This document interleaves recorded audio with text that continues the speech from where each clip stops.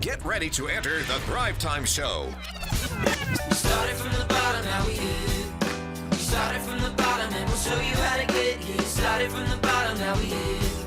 We started from the bottom, now we here. We started from the bottom, now we're on the top. Teaching you the systems to get what we got. Colton Dixon's on the hooks, I break down the books. Z's bringing some wisdom and the good looks. As the father of five, that's why I'm alive. So if you see my wife and kids, please tell them hi. It's the C&Z up on your radio. And now 3, 2, 1, here we go. We started from the bottom, now we here. We started from the bottom and we'll show you how to get. So this is big stuff. Now another area, Jill, that we can really focus in on and maybe factor into our pricing is a celebrity endorsement. Now I'm going to give an example. Jay-Z won't ever acknowledge this, but if you read this book called Empire State of Mind, it was written by a Forbes reporter, they kind of investigate and they discover, and apparently Jay-Z makes money to endorse products like the Ace of Spades champagne, where he apparently gets paid money to endorse products like the Hublot watch. Like, there's a reason why he wears those. Now, you've been blessed to have a lot of unpaid celebrities wear your products, but does it help your product sales that celebrities wear your products? Absolutely, yeah. I mean, it goes back to, in our culture as well, but legitimizing a product when they see A, B, or C celebrity wearing it, then it makes people feel, well, it must be a good product. If this person that I would idolize is a fashion icon, or this person that I watch on TV every day, if they're wearing it, it must be good. Not saying that for every product that stands to be true, but that's how our culture. So let's just give an example. If you're watching this and you're like, that's not true, I don't do that. Well, let's just give an example. Okay. What is the one celebrity that started wearing your product that you didn't, it just happened, but it greatly impacted sales? Can you think of an example where a celebrity wore it and all of a sudden the floodgates opened a little bit? I'd probably say one of the first was Miranda Lambert. So Miranda Lambert, she starts wearing at all her not all, but a majority of her concerts. She's a musician. For those of you who aren't into music, but seriously, I'm just messing with one of the camera guys. But Miranda Lambert's a musician, and so she's wearing your bracelets, and people are going, "What is that?" And they start kind of Googling it. What is she wearing? Yeah. And then they find you and boom. There are some websites. I think there's one called coolspotters.com. And what they do is they tell people what celebrities are wearing. What? And so somehow they got a hold of what Miranda was wearing. And so they would say, this is Miranda wearing a rustic cuff. I also used that information and I would put it out on social media. And I had a picture of the cuff, so it was a picture in a picture. So a picture of the cuff and then a picture of Miranda wearing the cuff. Cool. And that doesn't hurt. Now, so that can help your product. Absolutely. So I just want to give you an example. This is a true story. This is from, and if you get a chance to read the book called Empire State of Mind, it'll blow your mind. What happened is Jay-Z in one of his videos, he's offering, somebody offers him champagne. And Cristal at the time was like the top stuff. And he says, I don't want that. He pushes it away, and they hand him another bottle, and it's the Ace of Spades champagne, and he's like, "Oh, I'll take some of that." And because again, websites like that are saying, well, if Jay-Z, the chosen one, the best rapper that on the planet, if he is going to drink this beverage, we'd probably better drink this beverage too. Yeah. And then sales go up. Well, he owns a little equity slice, making some money on that. The Hublot watch, he's like, I could afford to have, I could wear the most expensive, watch, but I have chosen, no, I'm not going to wear the brands that you know. I'm going with a new brand. I'm wearing the Hublot watch. People are like, who, what? Hublot. Boom, all of a sudden, kids are wearing them. Yeah. Beats. Yeah. Headphones. Yeah. I have a friend of mine who I cannot use his name on this segment, but we'll hint who he is. But he's required in his contract to wear Beats headphones when appearing in any imagery where he has headphones. Wow. So if he's ever on camera wearing headphones, he has to wear Beats headphones. That's in his contract.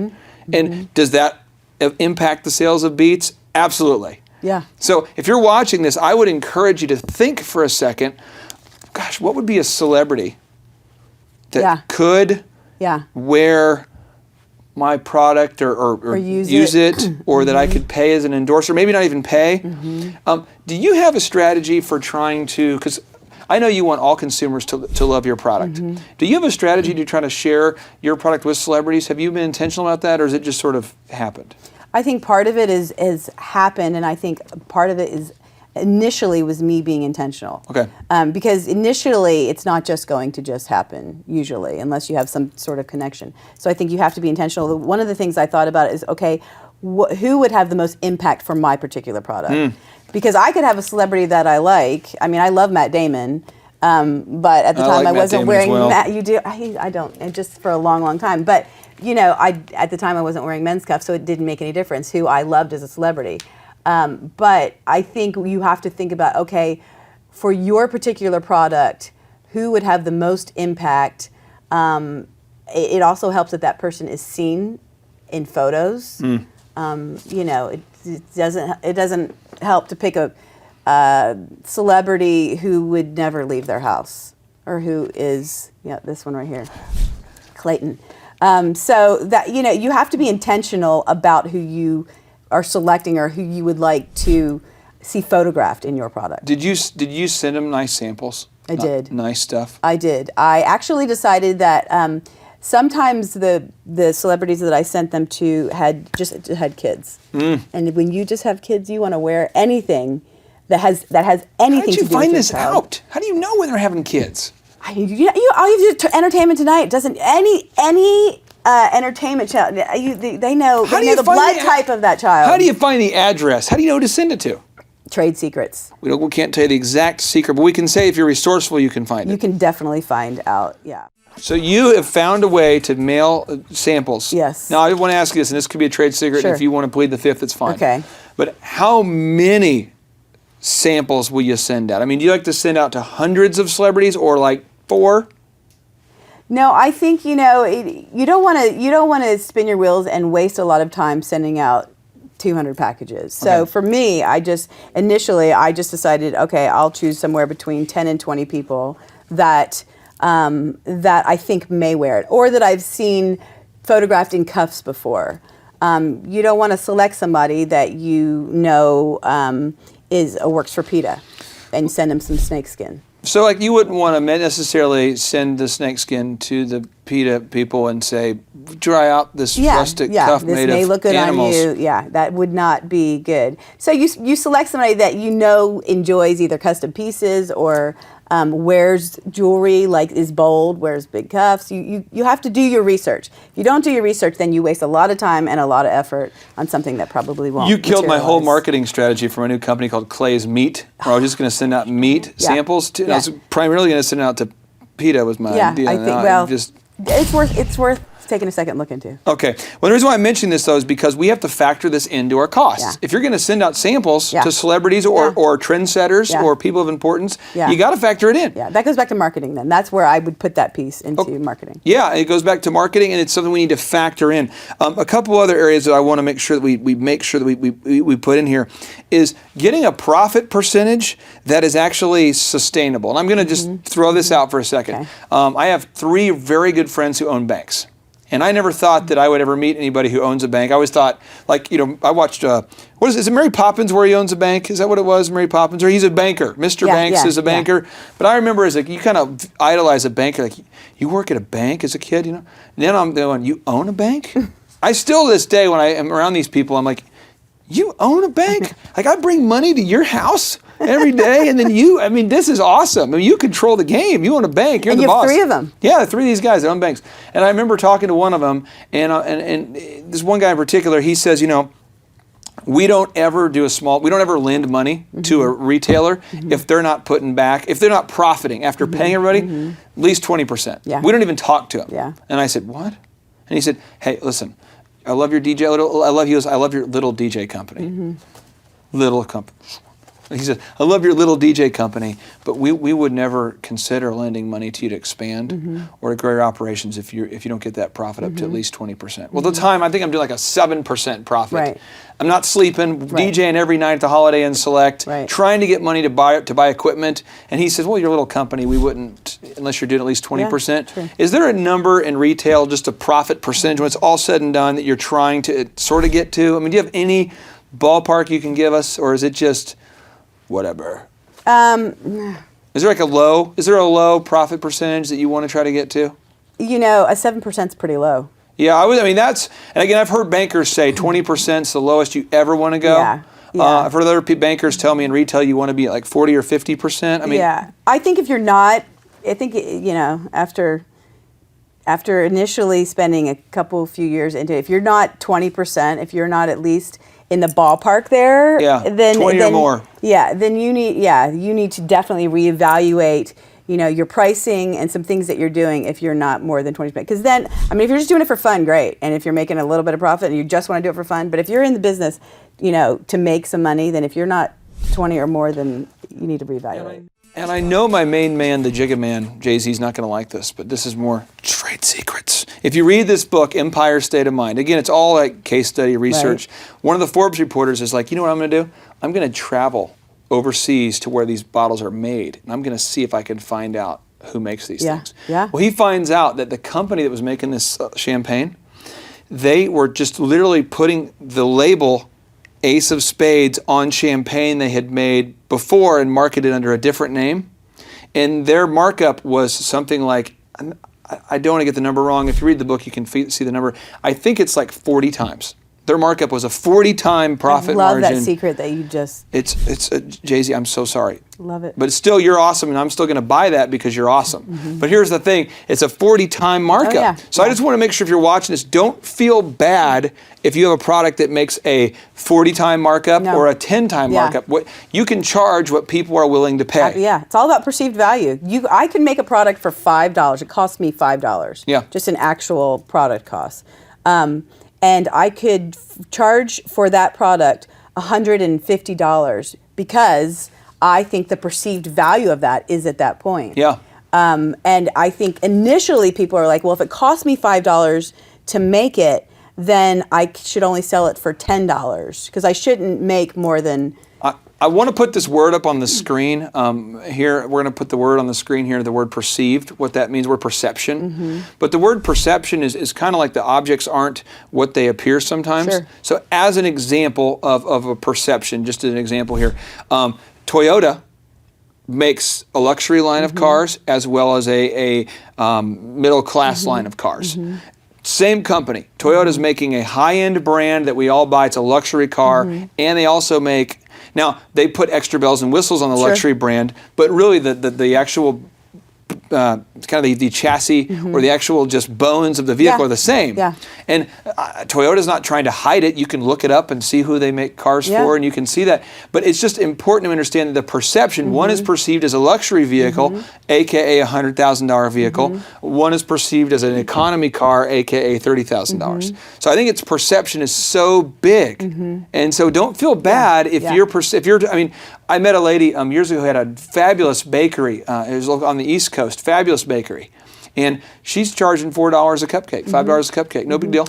Yeah. It's perceived. Absolutely. I bought a hamburger for $22 not too long ago. Really? A hamburger. Boom. A cheeseburger. Yeah. Really? Yeah. Gosh, it sounds good already. Yeah. But it wasn't, you know, and a regular hamburger costs what? I don't know. What is it? Well, 99 cents is at McDonald's. Okay. And then we're paying 99 cents Yeah. if we're going to... Might be some filler in that hamburger. Okay, but so I can't say that the $22 hamburger that I had was actually $21 better than the $1 hamburger I had. However, I felt better eating it because I knew mentally I'm eating a $22 hamburger. Boom. It's about, and it feels like it must be a better hamburger because it's $22. Are you getting this? If you're watching this and this is not just freaking you out, I mean, this is amazing. I know growing up without financial resources. Yeah. I remember, Jill, and just to show you how stupid I was, I'm out there DJing wedding receptions. And if you're a bride and you're watching this, or if you've ever been married or know someone who's ever been married and you're watching this, you'll get the picture.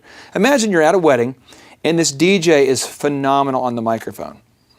But you look at the setup and the skirting, the linen that goes around the table is gross. Like it's nasty. It looks like it's wrinkled. There's no showmanship at all. But the guy in the microphone is just awesome. Yeah. You're sort of going, my perception, is he good? Is he bad? What's going on? And my thing was, I never forget, and Nicole at Five Oaks, your sweet mother, told me this, and this changed, Claudia, you changed my life. Claudia, this is for you. Claudia says, that is nasty. Your linens are nasty. Why don't you get nicer linens? And I said, I can't afford them. And she said, why don't you charge more? What? Because I was charging people $400 for their wedding. And she goes, you are good enough, young man, to charge 3 times more. Yeah. But the perception you have is affecting your price. Yeah. And she walks off, and I'm just like, what did she say? Yeah. And I'm just like, what Yoda? What? And I'm trying to figure out what Yoda has said. And I ended up just basically doing just that. Yeah. Putting nicer linens, nicer equipment, nicer lighting, nicer perception. Yeah. Same service. Yes. I could charge almost 3 times more. Sure. Thank you, Claudia. Yeah. Well, let me tell you one thing that I learned is that I think a lot of people price something based upon what they think somebody will buy it for, and and you think you know the American public and what they will spend on your product. So that's what I was doing. I would set it at a price that I thought a lot of people would purchase it because I wanted a lot of people to purchase it. When I learned from a very good friend of mine that about this perceived value, then I said, well, that means that I'm gonna cancel out 2/3 of the people that are purchasing my product, and that means that if I raise the price on this particular style, then only 1/3 of the people that are purchasing. And you know what has happened? So I decided to raise the price, kept some things lower, and I raised the price because it did take me more time, and it was a custom piece, and it was the perceived value of it should be higher. Our number one selling item is that item that I raised the price on because the perceived value of that now is higher. And it should be. It definitely should be a higher value. But it is, when I went back last week and I looked at our sales for this year and I looked to see what our top 5 selling products were a variation of that particular style. I want to hammer this home. If you're watching this and you're kind of going, I'm starting to get it, I'm starting to kind of have a breakthrough here. One lady that I'm very good friends with, she helps put products in retail stores. So she's a rep who helps put products in stores. They had a line of toasters that was in a very, very prominent retailer that was not moving. It just was not selling. And they had the toaster, I'm making up the number, but it was maybe like $50. Okay. And they came up with a toaster that's the premium elite toaster that was like $400. They just made it insanely priced. Right. They added some bells and whistles to it, and it's like $400 or $500. Well, what it did is it made these $50 toasters all of a sudden look like they were a screaming deal. Yeah.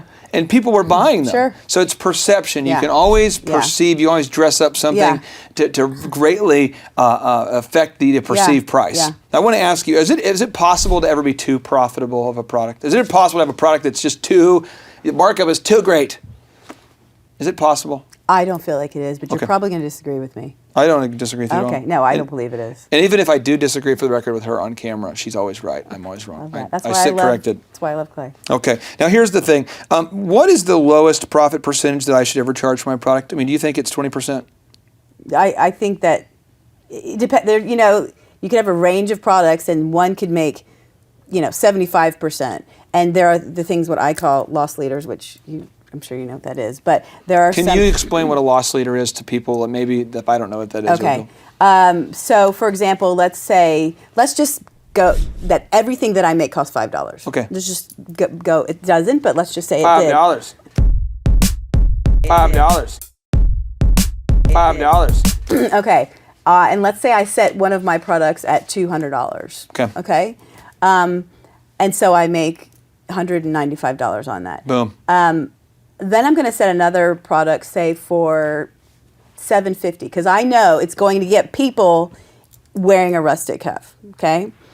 I'm not going to make, after I ship, I'm not going to make hardly anything on that. So the loss leader would be that particular product because it gets people in, it gets them hooked. So you're basically okay with not making a bunch of money. Yeah. Therefore, kind of losing the opportunity to make a lot of profit. Yes. In exchange for the ability to really get in the market. In exchange for having them come into the family. Ooh, the family. The family, and sort of get them introduced to rustic cuff. there's so that's where in this instance is where it's okay not to have that percentage, 20% is what you're saying, or more. It's okay because you have a product that you don't mind losing some because you know in the end you'll gain. I want to make sure you're getting this, guys. If you're watching this, if you own a retail store, Sam Walton, his book is phenomenal. But he did a deal where he made pantyhose like as cheap as possible. And I'm reading his book and I'm like, what? As a dude, I'm sort of quasi-familiar with what the concept of pantyhose, let alone that this guy who's I envy as being one of the wealthiest people and most successful people. I look at him as being like a hero. And he's going, well, what I did is I priced pantyhose for just nothing, or watermelons. And I'm losing money on every watermelon I'm selling. But what I did is that people would come in, the Walmart family, they would come in the store, and then they would buy more. Sure. And so this guy, if you read his book, it's phenomenal. He actually did like goats, where they had like goats and donkeys in front of the place where you could, like a petting zoo in front of the first couple Walmarts, free ice cream, just to get people in the door. So if you own a retail store, this principle still applies. Yeah. Whatever you can do to get people in the door, Absolutely. then they'll buy more. Yeah, absolutely. You know, I love that. Now, here a question I have for you. Are there any rules that you have, just kind of off the top of your head, that you said that you kind of just little rules of thumb that you have to make sure that you don't price a product too low now? Do you have like a rule of thumb? Do you ever walk around the office and say, no, because, do you ever have like a rule of thumb? That you First of all, I have to get back what I put into it. You have to get back what you put into it. If you're talking about that product, that loss leader, you have to get back what you put into it. You have to get back what you put into it. That's Jill Donovan. Boom. Yeah, or else you're losing. Too low, it goes back to that perceived value. I don't want to have a product that that turns people away because they're like, it must be cheap because it is set at this price. What about the other extreme? Is there a rule you have for not pricing something too high?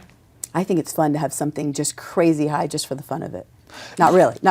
No, I think it has to. I don't know. See, here's what. Let me ask you this question. Do you know Lori Montag?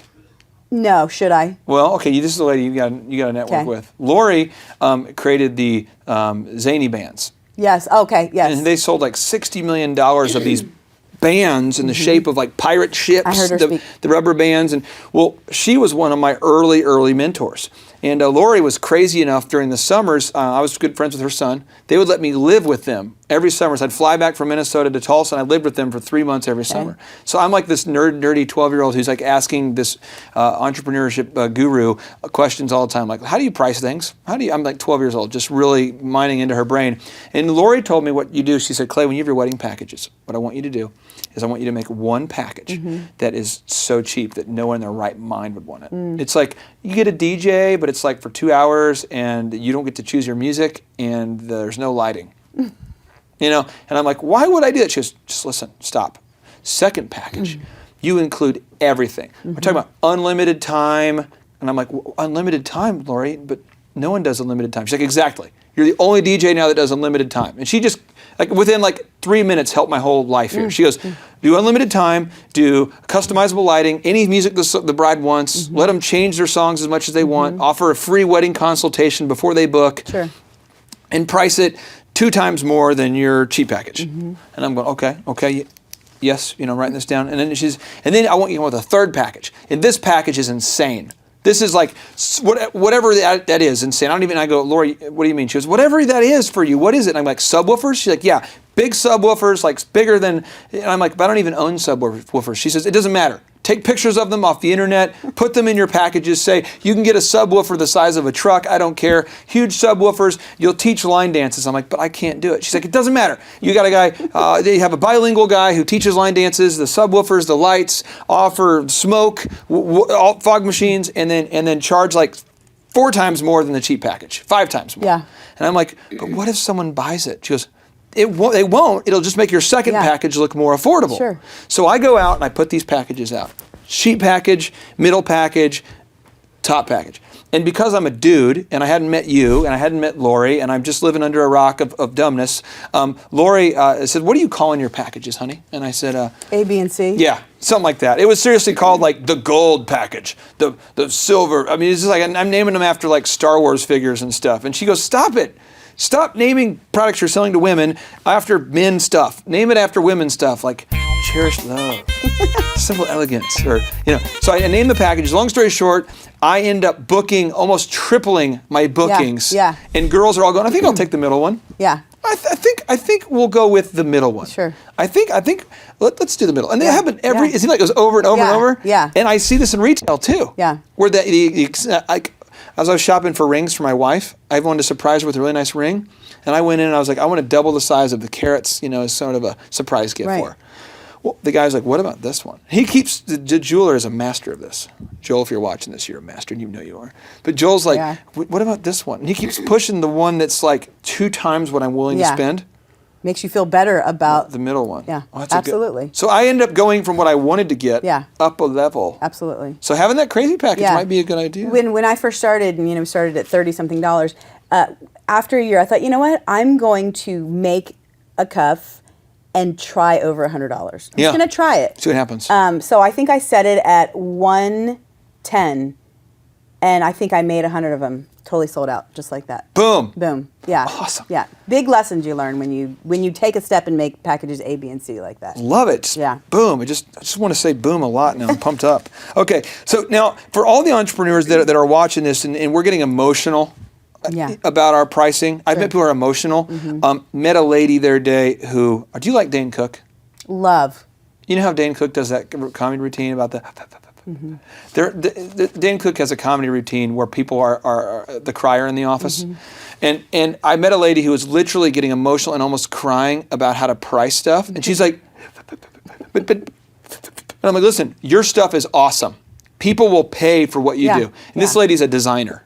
So she makes cool spaces. Sure. And she's like, I couldn't charge people to design their spaces. I do it for love. I love my job. Meanwhile, you're starving.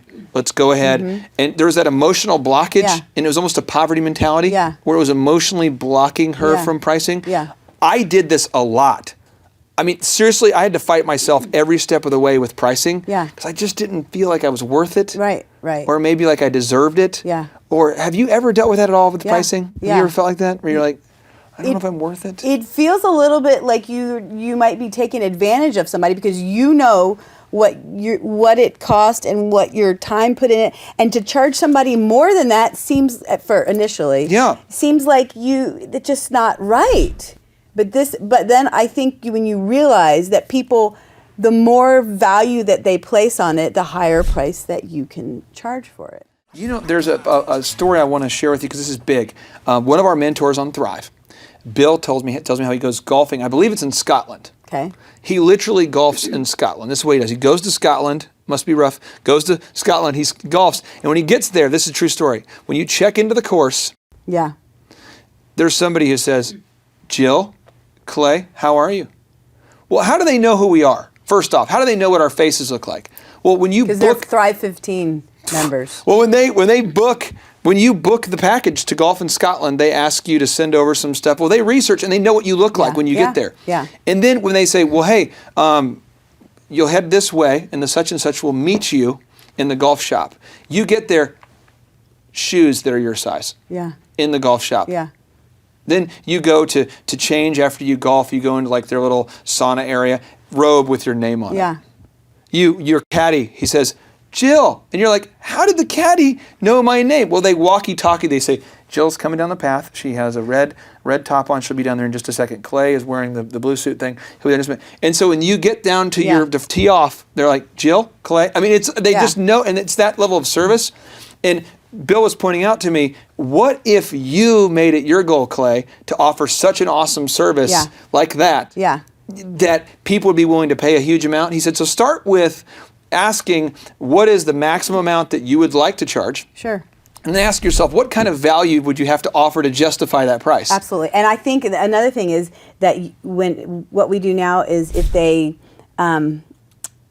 purchase a certain category or a certain range of price, the packaging is different. Oh, cool. On that. So there's an added value when it goes into a certain price range. And if you're thinking this doesn't matter, if you own an Apple product, ask yourself why you've continued to keep the packaging. Just ask yourself why is the packaging to the Mac still in your closet? It's because this matters. This stuff, it does affect the Tiffany's box. Yeah. Dudes, dudes, if you're watching this, this is what not to do. This is what I do. This is what you should not do. If you propose to a girl, and God forbid you take the actual, say you bought a Tiffany ring, and you took Leave it in the box. and you took it out of the box and put it in like a Kmart bag. Yeah, no. Because you lost the box. Yeah. And you put it in a Kmart bag, and you say, hey, let me get it to you, and you pull it out of this bag, you rummage through it, and it's all the plastic sounds. You can kind of you hand it to her. The emotional reaction that you will get from a woman when you give her a ring that you just pulled out of a Kmart bag. She might say no. She might go. Now, if you pulled the same ring out of a Tiffany box, it's almost like. I mean, it's like that emotional reaction just because it's in a Tiffany box. Absolutely. So packaging totally affects it. Now, the final couple things I want to ask you as far as pricing here, just so that we really, really mine into this. I think we want everyone to leave here with an idea of like, man, I can do this.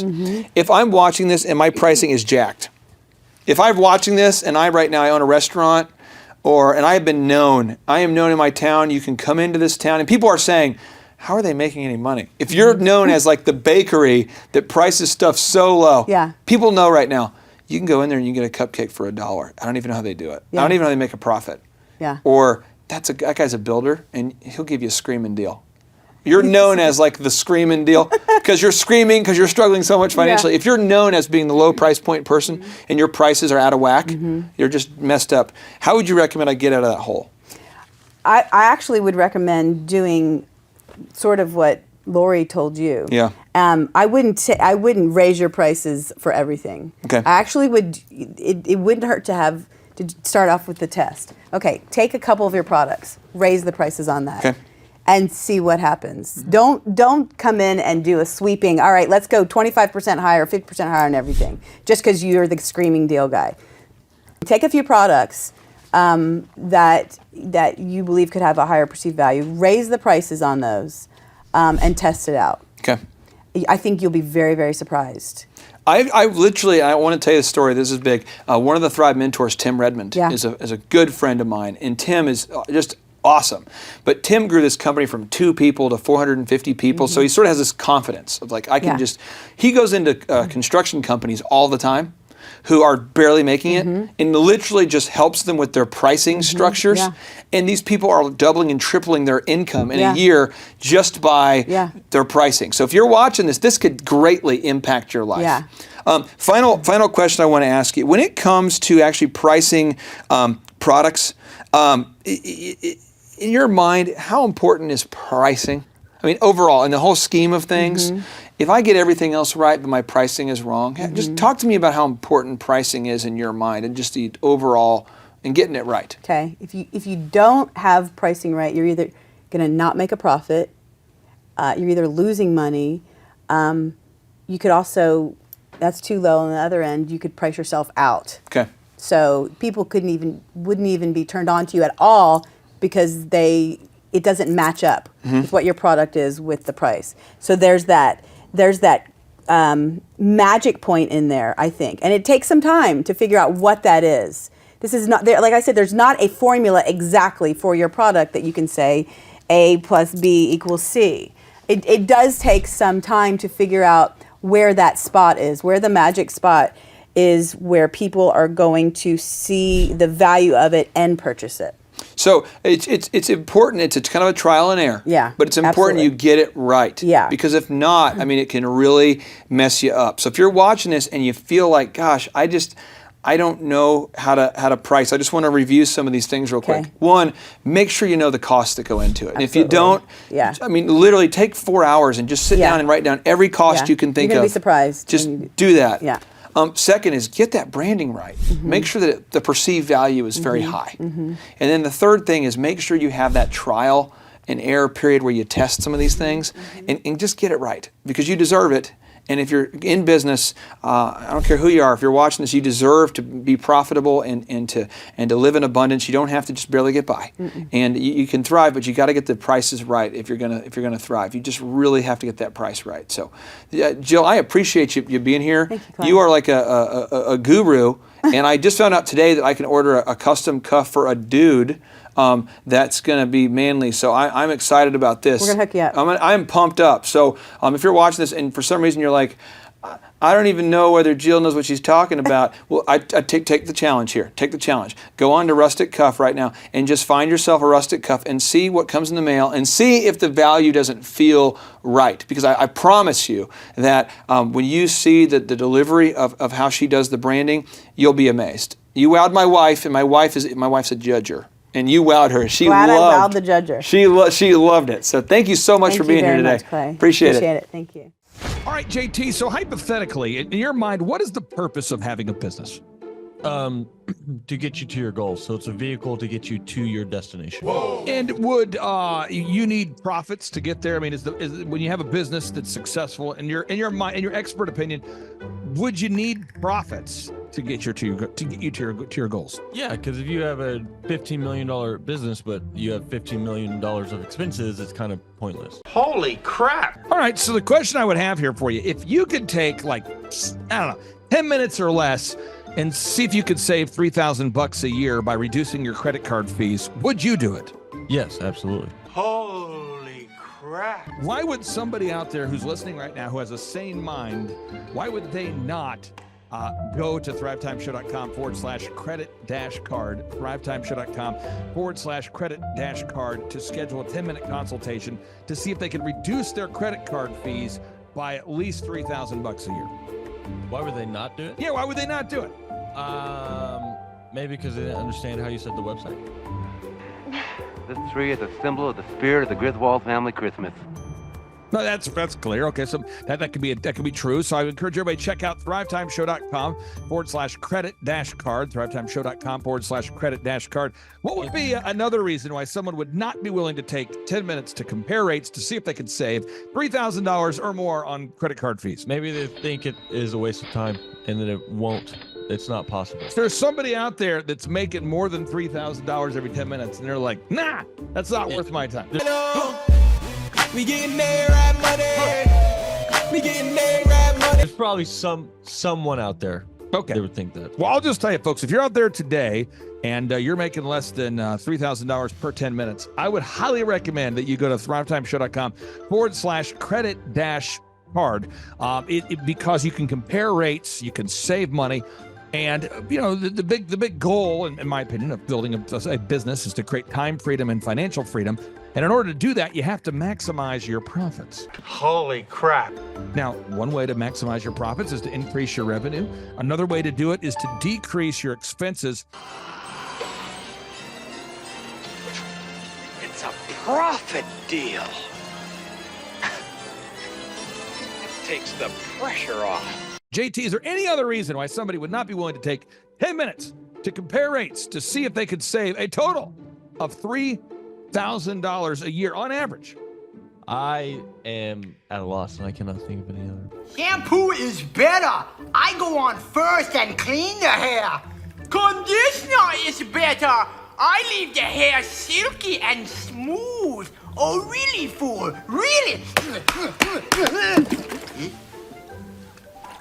Stop looking at me, Swan. Well, let me tell you a good story here real quick here. I actually, years ago, compared rates with this company here called IPS. It's Integrated Payment Services. And I scheduled a consultation. I don't know that I was skeptical. I just thought, whatever, I'll take 10 minutes. I'll compare rates. I can't tell. You can tell me I'm a doctor. No, I mean, I'm just not sure. Or can't you take a guess? Well, not for another 2 hours. You can't take a guess for another 2 hours? And in my particular case, I save over $20,000 a year. Holy crap. Wow. Which is, like groceries when my wife goes to the organic stores. Find everything you need today? Yeah. Great, okay. Oh, God. No. Everything okay, ma'am? It's just that you've only scanned a few items and it's already $60. I'm so scared. Okay, I'm a trained professional, ma'am. I've scanned a lot of groceries. I need you to stay with me. It's just that my in-laws are in town and they want a charcuterie board. Well, this isn't gonna be easy, so I need you to be brave, all right? What's your name? Patricia. Trisha, all right. I need you to take a deep breath. We're about to do the cheese. That's the difference between eating organic and not organic. So because my wife eats organic, I had to take the 10 minutes needed to compare rates to save the $20,000 a year on credit card fees just for one of my companies. One question. What's the brand name of the clock? The brand name of the clock, Rod. Do we have name of the clock. It's an elegant from Ridgeway. It's from Ridgeway. Let's buy the clock and sell the fireplace. So I encourage everybody out there, go to thrivetimeshow.com/credit-card. You schedule a free consultation, request information. A member of our team will call you. They'll schedule a free consultation. It should take you 10 minutes or less. And they're going to compare rates and see if they can't save you more than $3,000 a year off of your credit card processing. You were hoping what? I wouldn't owe you money at the end of the day. No, you don't owe us money. Because at the end of the day, the goal of a business is to create time freedom and financial freedom. In order to do that, you need to create additional profits.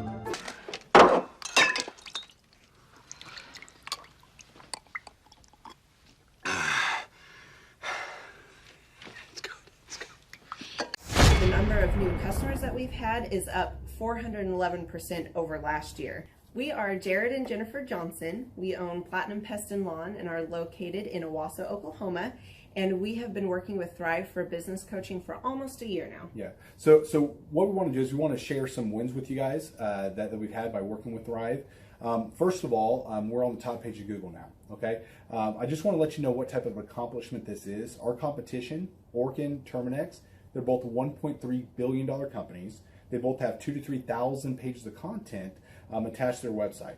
So to basically go from virtually non-existent on Google to up on the top page is really saying something. But that's come by being diligent to the systems that Thrive has, by being consistent and diligent on doing podcasts and staying on top of those podcasts to really help with getting up on with their listing and ranking there with Google. And also we've been trying to get Google reviews, asking our customers for reviews. And now we're the highest rated and most reviewed pest and lawn company in the Tulsa area. And that's really helped with our conversion rate. And the number of new customers that we've had is up 411% over last year. Wait, say that again. How much are we up? 411%. Okay, so 411% we're up with our new customers. Amazing. Right. So not only do we have more customers calling in, we're able to close those deals at a much higher rate than we were before. Right now, our closing rate is about 85%, and that's largely due to, first of all, like our Google reviews that we've gotten people really see that our customers are happy, but also we have a script that we follow. And so when customers call in, they get all the information that they need. That script has been refined time and time again. It wasn't a one and done deal. It was a system that we followed with Thrive in the refining process, and that has obviously the 411% shows that system works. Yeah. So here's a big one for you. So last week alone, our booking percentage was 91%. We actually booked more deals, more new customers last year than we did the first 5 months. Or I'm sorry, we booked more deals last week than we did the first 5 months of last year from before we worked with Thrive. So again, we booked more deals last week than the first 5 months of last year. And it's incredible. But the reason why we have that success is by implementing the systems that Thrive has taught us and helped us out with. So. Some of those systems that we've implemented are group interviews. That way we've really been able to come up with a really great team. We've created and implemented checklists. That way everything gets done and it gets done right. It creates accountability. We're able to make sure that everything gets done properly, both out in the field and also in our office. And also doing the podcast, like Jared had mentioned, that has really, really contributed to our success. But that, like I said, the diligence and consistency in doing those and that system has really, really been a big blessing in our lives. And also, it's really shown that we've gotten the success from following those systems. Yeah. So before working with Thrive, we were basically stuck. Really no new growth with our business. And we were in a rut and we didn't know. The last 3 years, our customer base had pretty much stayed the same. We weren't shrinking, but we weren't really growing either. Yeah, and so we didn't really know where to go, what to do, how to get out of this rut that we're in. But Thrive helped us with that. They implemented those systems. They taught us those systems. They taught us the knowledge that we needed in order to succeed. Now it's been a grind. Absolutely, it's been a grind this last year. But we're getting those fruits from that hard work and the diligent effort that we're able to put into it. So again, we were in a rut. Thrive helped us get out of that rut. And if you're thinking about working with Thrive. Quit thinking about it and just do it. Do the action, and you'll get the results. It will take hard work and discipline. But that's what it's going to take in order to really succeed. So we just want to give a big shout out to Thrive, a big thank you out there to Thrive. We wouldn't be where we're at now without their help. Hi, I'm Dr. Mark Moore. I'm a pediatric dentist. Through our new digital marketing plan, we have seen a marked increase in the number of new patients that we're seeing every month, year over year. One month, for example, we went from 110 new patients the previous year to over 180 new patients in the same month. And overall, our average is running about 40 to 42% increase month over month, year over year. The group of people required to implement our new digital marketing plan is immense, starting with a business coach, videographers, photographers, web designers. Back when I graduated dental school in 1985, nobody advertised. The only marketing that was ethically allowed in everybody's eyes was mouth-to-mouth marketing. By choosing to use the services, you're choosing to use a proven turnkey marketing and coaching system that will grow your practice and get you the results that you're looking for. I went to the University of Oklahoma College of Dentistry, graduated in 1983, and then I did my pediatric dental residency at Baylor College of Dentistry from 1983 to 1985. Hello, my name is Charles Colaw with Colaw Fitness. Today I want to tell you a little bit about Clay Clark and how I know Clay Clark. Clay Clark has been my business coach since 2017. He's helped us grow from 2 locations to now 6 locations. We're planning to do 7 locations in 7 years and then franchise. And Clay has done a great job of helping us navigate anything that has to do with like running the business, building the systems, the checklists, the workflows, the audits, how to navigate lease agreements, how to buy property, how to work with brokers and builders. This guy is just amazing. He's this kind of guy has worked in every single industry. He's written books with like Lee Cockrell, head of Disney, with the 40,000 cast members. He's friends with like Mike Lindell. He does Reawaken America tours, where he does these tours all across the country, where 10,000 or more people show up to some of these tours. On the day-to-day, he does anywhere from about 160 companies. He's at the top. He has a team of business coaches, videographers, and graphic designers and web developers, and they run 160 companies every single week. So think of this guy with a team of business coaches running 160 companies. So in the weekly, he's running 160 companies. Every 6 to 8 weeks, he's doing Reawaken America tours. Every 6 to 8 weeks, he's also doing business conferences where 200 people show up, and he teaches people a 13-step proven system that he's done and worked with billionaires, helping them grow their companies.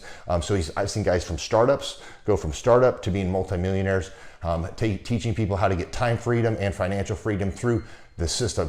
Critical thinking, document creation, putting it into organizing everything in their head to building into a franchisable, scalable business. Like one of his businesses has like 500 franchises. That's just one of the companies or brands that he works with. So amazing guy. Elon Musk kind of like smart guy. He kind of comes off sometimes as socially awkward, but he's so brilliant, and he's taught me so much. When I say that, like Clay is like, he doesn't care what people think when you're talking to him. He cares about where you're going in your life and where he can get you to go. And that's what I like most about him. He's like a good coach. A coach isn't just making you feel good all the time. A coach is actually helping you get to the best you. And Clay has been an amazing business coach. Through the course of that, we became friends. I was really most impressed with him is when I was shadowing him one time. We went into a business deal and listened to it. I got to shadow and listen to it. And when we walked out, I knew that he could make millions on the deal. And they were super excited about working with him. And he told me, he's like, I'm not going to touch it. I'm going to turn it down, because he knew it was going to harm the common good of people in the long run. And the guy's integrity just really wowed me. It brought tears to my eyes to see that this guy, his highest desire was to do what's right. And anyways, just an amazing man. So anyways, impacted me a lot. He's helped navigate anytime I've got nervous or worried about how to run the company, or navigating competition and an economy that's like, I remember we got closed down for 3 months. He helped us navigate on how to stay open, how to get back open, how to just survive through all the COVID shutdowns, lockdowns. I'm Rachel with Tip Top Canine, and we just want to give a huge thank you to Clay and Vanessa Clark. Hey guys, I'm Ryan with Tip Top Canine. Just want to say a big thank you to Thrive 15. Thank you to Make Your Life Epic. We love you guys, we appreciate you, and really just appreciate how far you've taken us. This is our old house, right? This is where we used to live a few years ago. This is our old neighborhood. As you can see, it's nice, right? So this is my old van and our old school marketing, and this is our old team. And by team, I mean it's me and another guy. This is our new house with our new neighborhood. This is our new van with our new marketing, and this is our new team. We went from 4 to 14, and I took this beautiful photo. We worked with several different business coaches in the past, and they were all about helping Ryan sell better and just teaching sales, which is awesome, but Ryan is a really great salesman. So we didn't need that. We needed somebody to help us get everything that was in his head out into systems, into manuals and scripts, and actually build a team. So now that we have systems in place, we've gone from 1 to 10 locations in only a year. In October 2016, we grossed 13 grand for the whole month. Right now it's 2018, the month of October. It's only the 22nd. We've already grossed a little over 50 grand for the whole month, and we still have time to go. We're just thankful for you, thankful for Thrive and your mentorship, and we're really thankful that you guys have helped us to grow a business that we run now instead of the business running us. Just thank you times 1,000.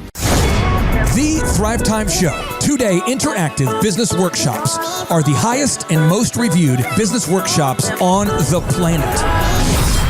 You can learn the proven 13-point business systems that Dr. Zellner and I have used over and over to start and grow successful companies. I mean, we get into the specific steps on what you need to do to optimize your website. We're going to teach you how to fix your conversion rate. We're going to teach you how to do a social media marketing campaign that works. How do you raise capital? How do you get a small business loan? We teach you everything you need to know here during a 2-day, 15-hour workshop. It's all here for you. You work every day in your business, but for 2 days you can escape and work on your business and build these proven systems so now you can have a successful company that will produce both the time freedom and the financial freedom that you deserve. You're going to leave energized, motivated, but you're also going to leave empowered. The reason why I've built these workshops is because as an entrepreneur, I always wish that I had this. And because there wasn't anything like this, I would go to these motivational seminars, no money down, real estate, Ponzi scheme, get motivated seminars, and they would never teach me anything. It was like you went there and you paid for the big chocolate Easter bunny, but inside of it, it was a hollow nothingness. And I wanted the knowledge, and they're like, oh, but we'll teach you the knowledge after our next workshop. And the great thing is we have nothing to upsell. At every workshop, we teach you what you need to know. There's no one in the back of the room trying to sell you some next big get-rich-quick, walk-on-hot coals product. It's literally, we teach you the brass tacks, the specific stuff that you need to know to learn how to start and grow a business. And I encourage you to not believe what I'm saying, and I want you to Google the Z66 auto auction. I want you to Google elephant in the room. Look at Robert Zellner and Associates. Look them up and say, are they successful because they're geniuses, or are they successful because they have a proven system? When you do that research, you will discover that the same systems that we use in our own business can be used in your business. Come to Tulsa, book a ticket, and I guarantee you it's going to be the best business workshop ever, and we'll even give you your money back if you don't love it. We've built this facility for you, and we're excited to see you. If we go back 8 years ago, think about the number of clients you had back then versus the number of clients you have now. As a percentage, what has been the growth over the past 8 years, do you think?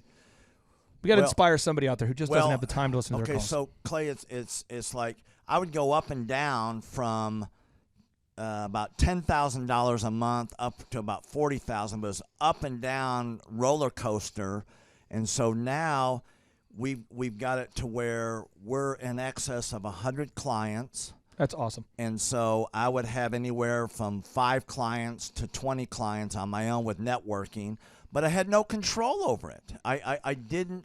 Without the systems, you're going to be victimized by your own business. For somebody out there who struggles with math, if you, let's say that your average number of clients was 30 and you go to 100, as a percentage, what is that?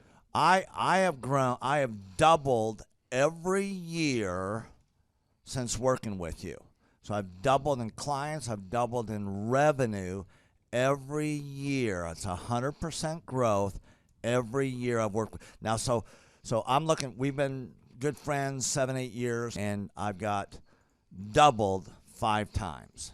Which is just incredible. I mean, the first time you do it, that's one thing, but when you do it repeatedly, yeah, I mean, that's unbelievable. We're working our Blessed Assurance off this year to double. We're planning on doubling again. We're incorporating some new things in there to really help us do it, but we are going to double again this year.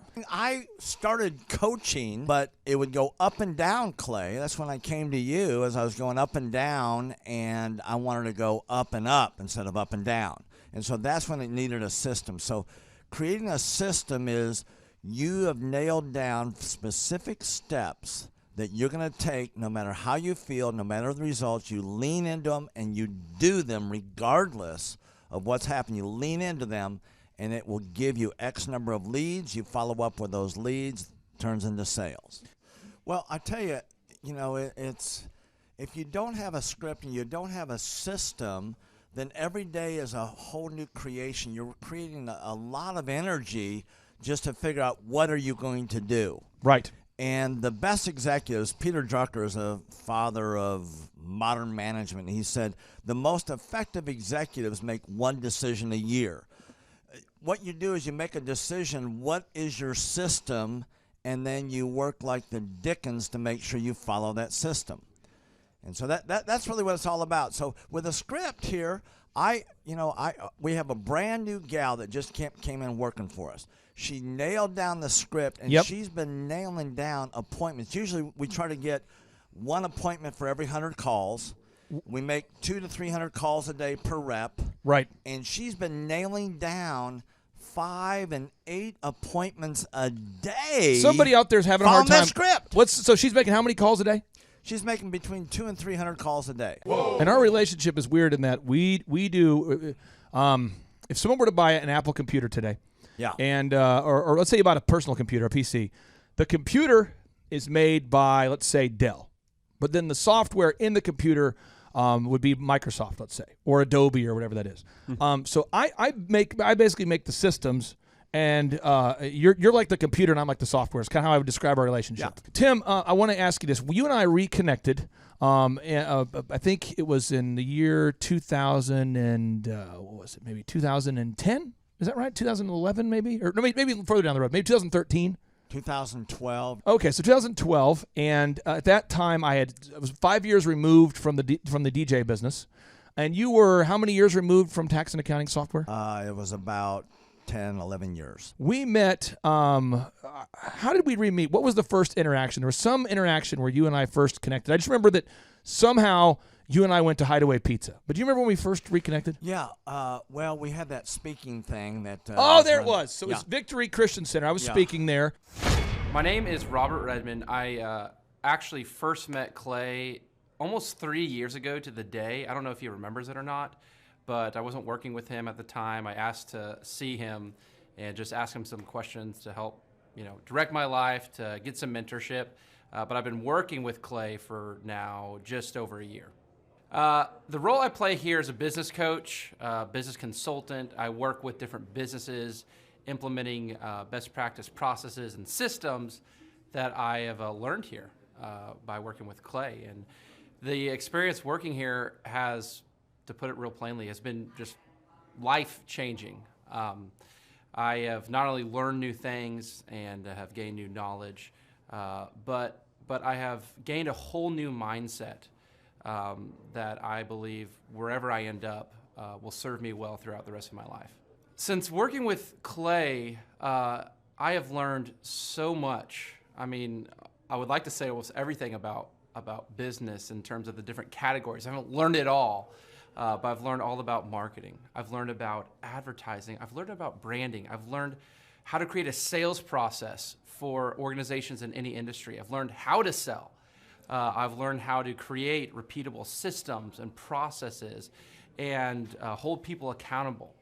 How to hire people. It's almost like every aspect of a business you can learn. I have learned a lot in those different categories.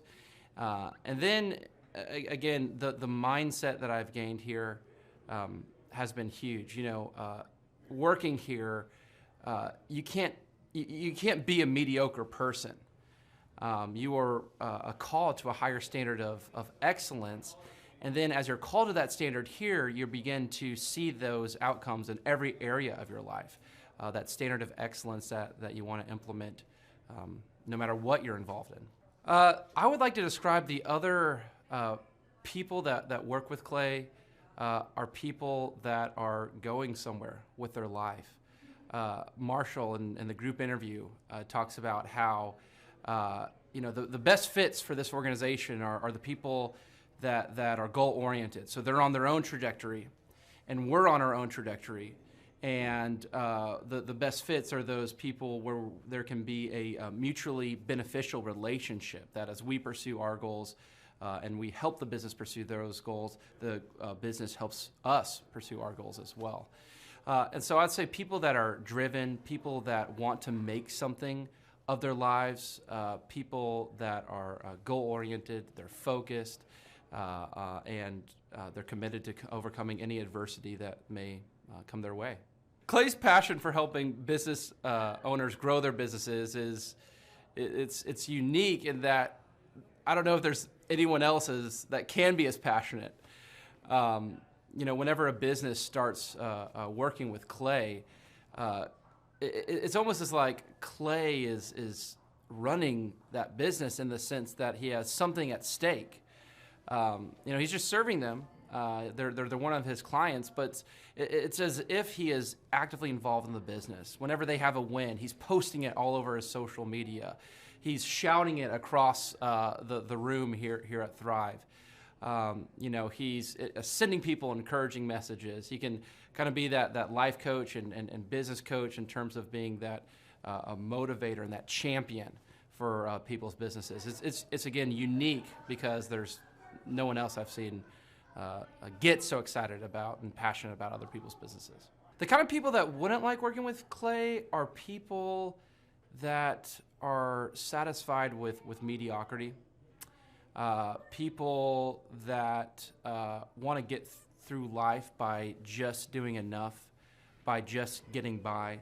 People who are not looking to develop themselves, people who are not coachable, people who think that they know it all and they're unwilling to change. I would say those are the type of people. In short, anyone that's content with mediocrity would not like working with Clay. So if you're meeting Clay for the first time, the advice I'd give you is definitely come ready to take tons of notes. Every time Clay speaks, he it gives you a wealth of knowledge that you don't want to miss. I remember the first time that I met Clay, I literally carried a notebook with me all around. I was looking at this notebook the other day, actually. I carried a notebook with me all around, and I just took tons of notes. I filled the entire notebook in about 3 or 4 months, just from being around Clay, following him, and learning from him. And then I would say, come coachable. Be open to learning something new. Be open to challenging yourself. Be open to learning and adjusting parts about you that need to be adjusted.